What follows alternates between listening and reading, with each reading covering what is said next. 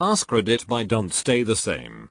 How in the hell do you escape living paycheck to paycheck?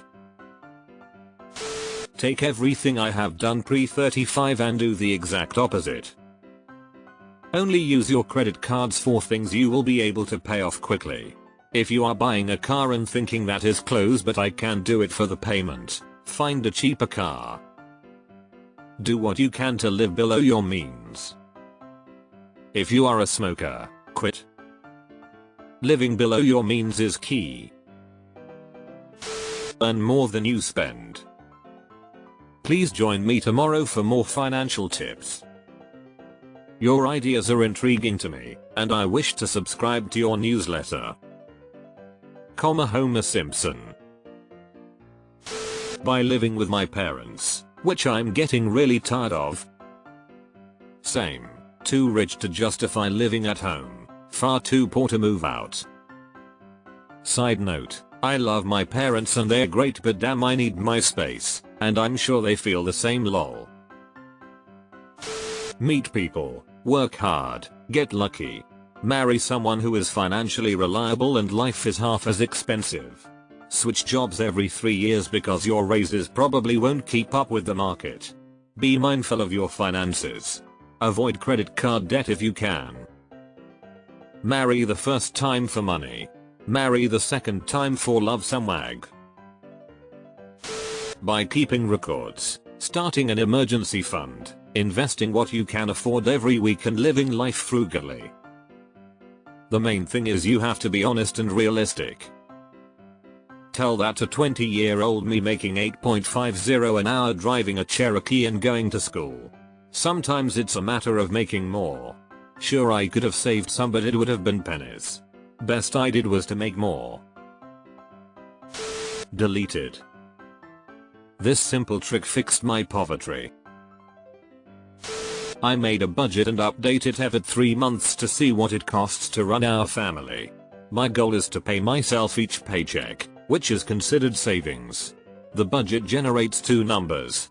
One for expenses plus luxuries, that is eating out, alcohol, hobbies, gym etc. The other is my expenses without the luxuries in case I ever had to leave my job, etc. By putting aside an amount each pay, I've aimed and achieved saving 6 months worth of expenses without luxuries. Since doing that, I've then started to make additional payments to my superannuation account retirement fund that I can't touch until I retire.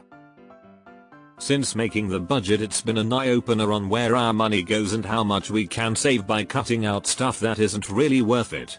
It has also allowed my not so financially minded wife understand our position and gets her buy-in when we set targets for emergency savings or goals for buying stuff for the house or amounts for holidays.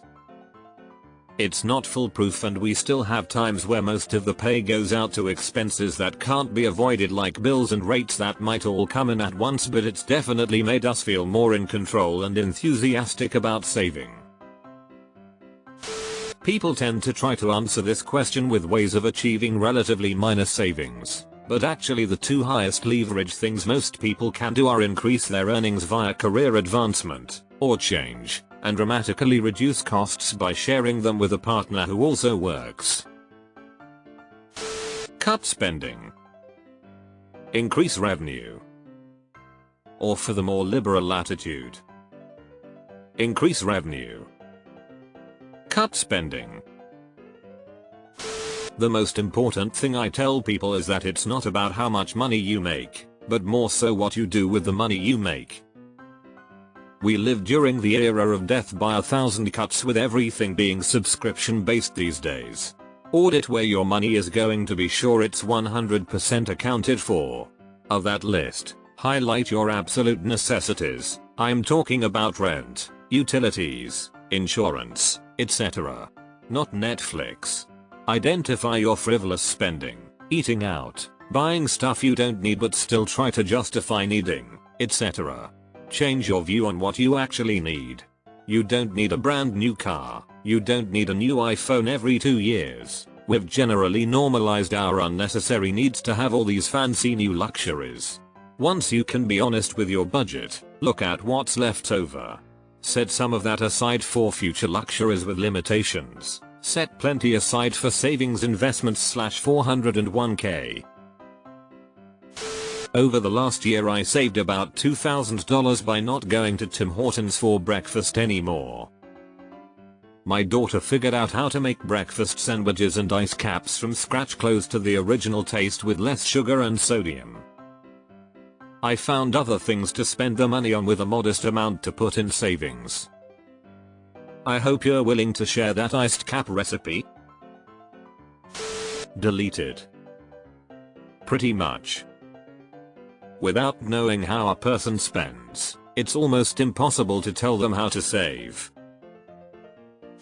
Live like I'm living paycheck to paycheck, except now $1,300 mo funnels to savings accounts and $1,000 or so mo funnels to retirement. I try to live like I still make around $40,000 a year. Spend less. When possible, start making more. Usually it's debt that puts people in that situation, so you just have to focus on paying that down and then you can work on growth. You can't save your way out of poverty. Budgeting won't solve the problem. Those are just platitudes told to placate the masses. They empirically do not work, but the freak exceptions make good feel-good stories. Networking or advancement are the only ways out. Networking works best, advancement takes too long, and is far more probability reliant. Beg everyone you've ever known for job opportunities. Be shameless. You can certainly spend yourself into poverty, even if you are rich. Budgeting is a key skill for financial well-being. For a non-jokey answer, you have to start setting aside money every month. Even if it's only $1. Eventually you'll have enough saved to equal a month of paychecks. Now you're not paycheck to paycheck anymore, you have a month buffer. As far as how to set aside money, this is where budgeting comes in. Write down your absolute necessary expenses. This should honestly be a small list.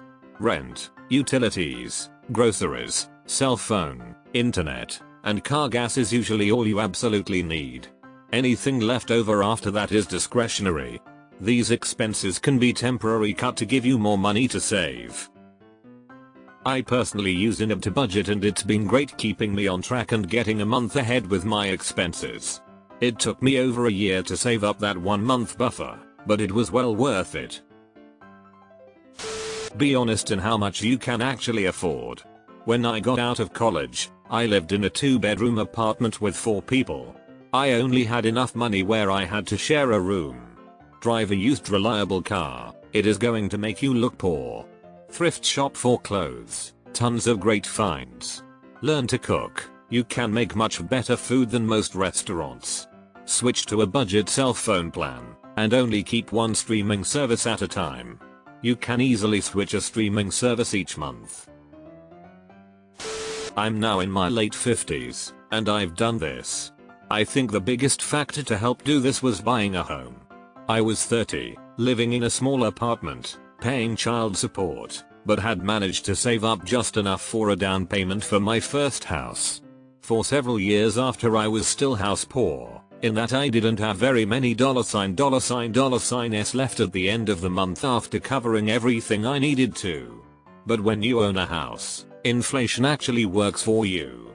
As everything else goes up in cost, and your salary at least keeps pace, your housing costs don't change 10 years into it. Your 30-year mortgage payment is exactly the same as it was in the beginning. There's a bit of wiggle as the escrow amount changes slightly as home insurance costs change, but that's not a significant percentage of the overall mortgage. Right now, think about what your food costs would be if you W. Stop buying things you can't afford. Like food. Do everything you can to pay down your debts. People keep saying this like it means something. I have no fucking debts and I'm still poor. Retire. Then, you can live pension check to pension check. To have a pension. Honestly, the only way is to find a way to make more money, usually at the expense of your own well-being or health or morality. If you get really lucky you can sell out, but eventually, that's gonna make you a sellout. I finally realized I need to spend that earned money when I got close to my burnout. My boss, bless this guy, told me he couldn't lose me and set me off for 2 months paid leave because you were scaring me. Felt weird, but the trip to Tokyo is amazing. Stop spending every dime you make and save. There are things you can cut out of your spending and still enjoy life.